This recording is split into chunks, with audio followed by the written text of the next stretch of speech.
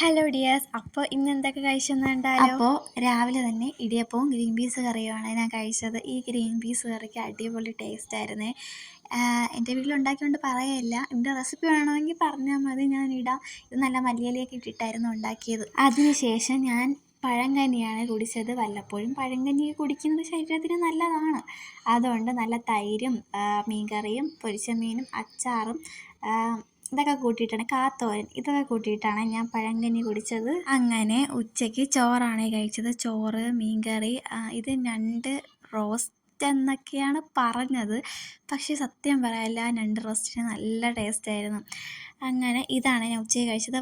എനിക്ക് തോന്നുന്നു ഒരു വർഷം ഒറ്റയായി ഞാൻ ഞണ്ടൊക്കെ കഴിച്ചിട്ട്. വൈകിട്ട് നമുക്കെല്ലാവർക്കും ചായ കുടിക്കണമല്ലോ, അതുകൊണ്ട് ചായ, ഉഴുന്നുവട, പരിപ്പുവട ഇതൊക്കെയാണ് കഴിച്ചത്. പരിപ്പുവടയുടെ പകുതി മാത്രമേ കിട്ടിയുള്ളൂ. പകുതി ആയാലെന്താ, നമുക്ക് കഴിച്ചാൽ പോരെ. അതുകൊണ്ട് ഞാൻ പകുതി വെച്ച് അഡ്ജസ്റ്റ് ചെയ്തു.